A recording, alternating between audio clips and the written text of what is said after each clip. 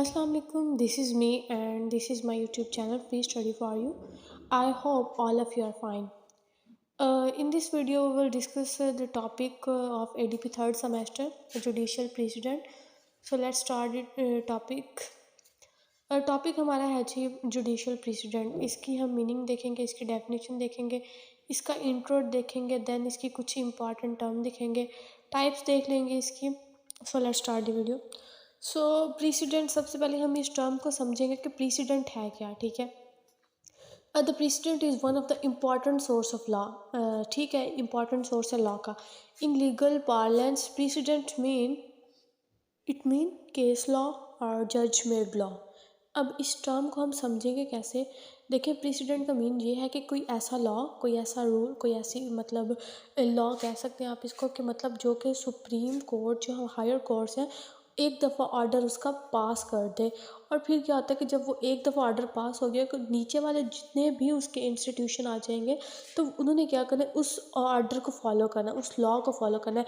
Like supreme court से नीचे आ जाती हैं, हायर कोर्ट्स आ जाती हैं मेरे ख्याल में, और जितनी भी लोकल नीचे कोर्ट्स आ जाती है। तो मतलब जज मेड लॉ है, जो एक दफ़ा लॉ बन गया और बाकी सब ने उसको फॉलो करना है। The very literal meaning of the precedent is something that has happened before. Precedent is a legal principle or the rule that is created by court to guide the judges. कि मतलब क्या है कि higher जजेस क्या करते हैं, इसको सबसे पहले इस लॉ को बनाते हैं और फिर जो नीचे वाले होते हैं वो इसको फॉलो करते हैं। Judicial precedent refers to previously decided judgments of the superior court such as the high courts and the supreme court, which are the judges are bound to follow. अब क्या है कि एक दफ़ा जो ऑर्डर पास हो गया तो अब जो नीचे वाले हाई कोर्ट्स वाले हैं उन्होंने क्या करना है कि इसको, वो बाउंड है इसके कि उन्होंने इसको फॉलो करना है। ठीक है, तो अब इस टर्म का मीन आपको समझ आ गया होगा कि जुडिशियल प्रेसिडेंट का मीन क्या है। देन हम आगे इसके नेक्स्ट मूव करते हैं, डेफिनेशन देख लेते हैं इसकी। Precedent is the making of law by the recognition and application of new rules by the courts themselves in the. Definition इसकी देख लेते हैं। Precedent is the making of law by the recognition and application of new rules by the courts themselves in the administration of justice. कि मतलब simply वही है कि ऐसे रूल को फॉलो करना जो कि प्रीवियसली फॉलो किया जा रहा है, जो एक कोर्ट ऑर्डर दे देती है और फिर जितने भी न्यू होंगे उसको इसने फॉलो करना होगा। देन अब इसके टू पार्ट्स हैं, ऑबिटर डिक्टम एंड रेशो डिसेंडेडी। अब हम देखते हैं कि ऑबिटर डिक्टम क्या है और रेशो डिसेंडेडी क्या है। अब ऑबिटर डिक्टम है क्या, सबसे पहले इसका सिंपली ओवरव्यू, इसकी डेफिनेशन मीन देखते हैं कि ये है क्या। ठीक है, ऑबिटर डिक्टम ये बेसिकली ए स्टेटमेंट और ओपिनियन गिवन बाय अ जज।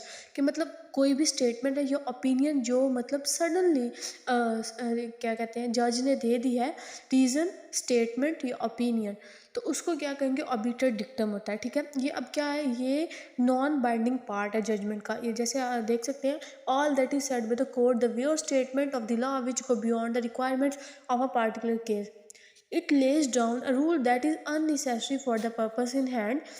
These dicta have forces of persuasive precedent only, so judges are not bound to follow them. कि मतलब स्टेटमेंट और ओपिनियंस है कि मतलब इसमें जजेस बाउंड नहीं है कि इसको फॉलो नहीं मतलब करना है उन्होंने। Obiter dicta help in growth of the law. Ratio decidendi है, in Latin it means for reason और द फाउंडेशन फॉर। कि मतलब रीज़न फॉर द डिसीजन, किसी भी डिसीजन का जो रीज़न है वो रेशो डिसेंडेडी है। और ऑबिटर डिक्टम क्या, स्टेटमेंट और ओपिनियन है। सिंपली इसका मीन है, सिंपली इसकी डेफिनेशन है, it is binding in nature. ये बाइंडिंग पार्ट है जजमेंट का और वो नॉन बाइंडिंग पार्ट है। इसके अलावा हम इसकी काइंड्स देख लेते हैं। काइंड्स ऑफ प्रेसिडेंट, डिक्लेरेटरी होगी, ओरिजिनल होगी, अथॉरिटेटिव होगी, परसुएसिव होगी, absolutely authoritative and conditionally authoritative. These are the all kinds of the judicial precedent in which we discuss in our topic. So let's start one by one. First kind में आ जाता है persuasive president. Persuasive precedent is a type of precedent where the judge is not required to follow the precedent in a legal matter but will take the precedent heavily into consideration. अब इसमें क्या कह रहे हैं कि जज is not required to follow, कि मतलब जज इसमें बाउंड नहीं है कि वो इसको फॉलो करे। एब्सोल्युटली अथॉरिटेटिव में आ जाएगा, ये बाइंडिंग होती है part, it must be followed without question how unreasonable और erroneous it may seem to. Conditionally authoritative में आ जाएगा, normally binding and but may be disregarded. When it is wrong at law, wrong at reason, it requires reason to reject it. Authoritative president में देख लेंगे हम, the जज is bound to follow, जैसे कि परसुएसिव में जज बाउंड नहीं था फॉलो करने का, लेकिन इसमें क्या है कि द जज is bound to follow the precedent of a superior court whether he approves it और।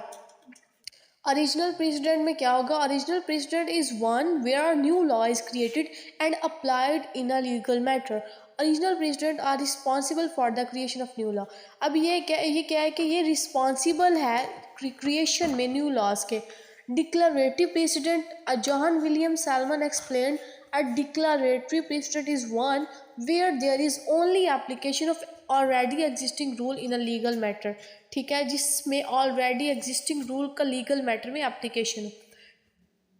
तो लास्ट पॉइंट आ जाता है इसका एडवांटेजेस एंड डिसएडवांटेजेस। तो सबसे पहले इसके एडवांटेज देख लेते हैं। Advantages of judicial president, first point पे आते हैं सर्टेनिटी, ठीक है, consistency, practicality, time saving process है, फ्लैक्सिबिलिटी होनी चाहिए इस प्रोसेस में, ग्रोथ। एंड डिसएडवांटेजेस में आ जाता है बल्कि एंड कम्प्लेक्सिटी, रिजिडिटी होनी चाहिए, स्लो ग्रोथ होनी चाहिए, illogical distinction and unpredictable. These are the main disadvantages of the judicial precedent। And ये था हमारा मेन टॉपिक कि इसमें हमने सबसे पहले जुडिशियल प्रेसिडेंट की डेफिनेशन देखी, उसका मीन देखा, then two terms ratio decidendi and obiter dictum, and then उसके बाद काइंड्स देखी हैं उसकी, देन उसके बाद जो लास्ट स्टेप रह गया हमारा advantages and disadvantages. So I hope you will understand this. So we will meet you in next video. अल्लाह हाफिज़।